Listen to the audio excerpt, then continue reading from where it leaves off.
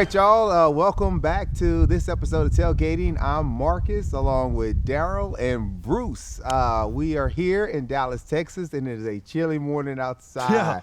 Yeah. Before I get into the main topic, I do want to bring up Deon Sanders. Love him, right? One of the greatest football players of all time, and prime time, and him coming over as the head coach for Colorado.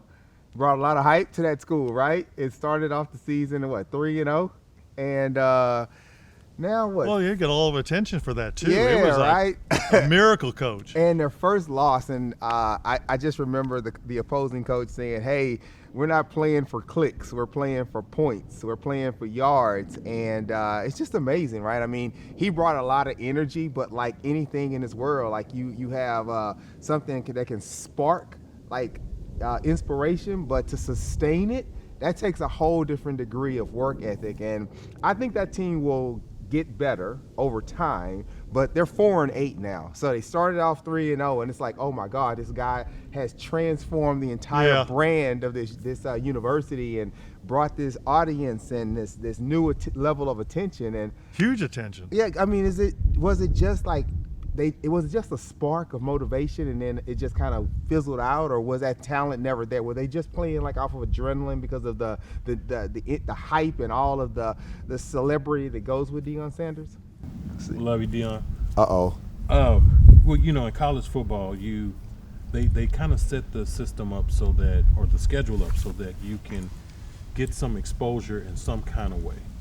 So for a D1 school like A&M, UT, Alabama, the SEC schools in particular, those schedules, those first 3 games of the season are against opponents who doesn't necessarily measure up to your talent level or ability, and you don't have the recruiting power that these big D1 schools have. Right. And those are opportunities for those schools to get out there and show you what you really made of. You know what I mean? So, like last year, I think A&M lost to Ball State, the second game of the season. Well, we were thinking, oh, man, we're screwed. We losing to Ball State. Ball State stepped up to the challenge. They were not supposed to beat Texas A&M. You see what I'm saying? Saying, well, Colorado's schedule set up the same way. Their opponents were not supposed to measure up to their talent level, and especially recruiting from a brother like Deon Sanders, who can go out there and pull basically anybody. Right. Okay? So that's who they played the first 3 games of the season.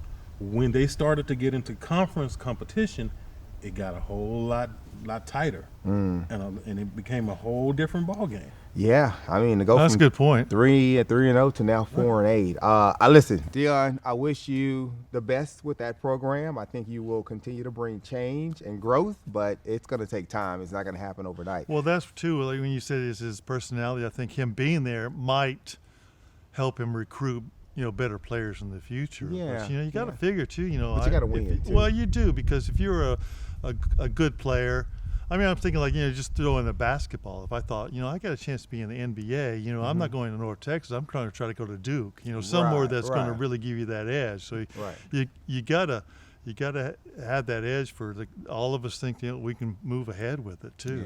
Yeah. All right, so let's talk about my main topic today, and it is the controversial catch or not catch with Des Bryant in the divisional round for NFC in 2014 against the Green Bay Packers. That hurt me. I remember watching that game, and for us diehard Cowboys fan, we haven't tasted Super Bowl celebrity, Super Bowl pie since not even touching it. Yeah, since the 90s, and this looked like the first time, because I think the Cowboys really hadn't. Okay, you got your hand up. What you got? Were you a Cowboys fan when they won the Super Bowl last time? No, because I was in Houston. I was an Oilers fan. So you okay? He's throwing a flag on the field. Okay, I appreciate.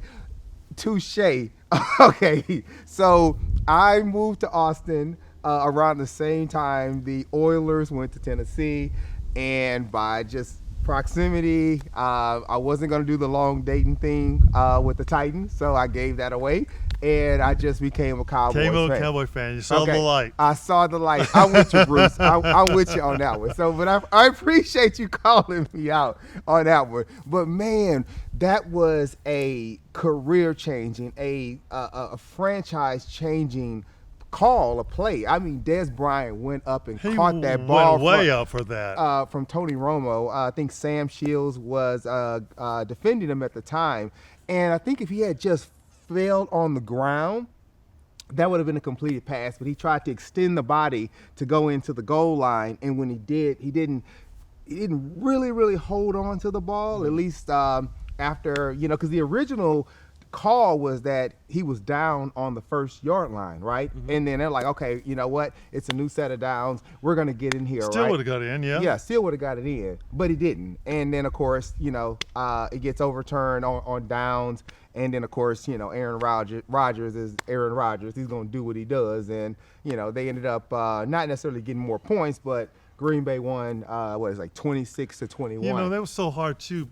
It seemed like the refs, everyone had a confusion of what in the world catching the pass was. I guess because instant replay was there, so being scrutinized, was not that much earlier. Someone looked like they scored a touchdown and they had put it down, but by today's standards, I guess they figured out what catching a pass was. Those would have been catches. So I know your position because you're a Cowboys fan. Right. That should have been a completed pass. Well, they took those 2 steps, reaches. How do you reach and not have the ball control? Exactly. I don't know. So for a non-Cowboys fan, what do you say? Was that a complete pass or an incomplete pass? Complete pass. Okay, so he was robbed. I just live here and I don't want to get beat up by Because I thought he was going to say, I don't remember it. I don't care. Hey, we'll call a temporary truce ceasefire, regardless of what you say. Good job, Des. You completed pass. Okay, so you're with us on this one. Mm-hmm. Okay, well, you're smart, man. I appreciate it. I just thought it was a really heartbreaking moment. My son is a Seahawks fan. We watched the game earlier this season, and we were able to eke out the win there. A little bit of a comeback play, but he's always been super critical of the Cowboys, and one thing he throws in my face is, "Hey, you guys haven't been to the Super Bowl since the '90s and stuff and whatever." And it's like that was that moment. Shut up, D. That was the moment that we could have gotten back to the Super Bowl, and it all came back down to that one play. But I'm going to let you do it. Go ahead. What you got? What year was he born? 2009.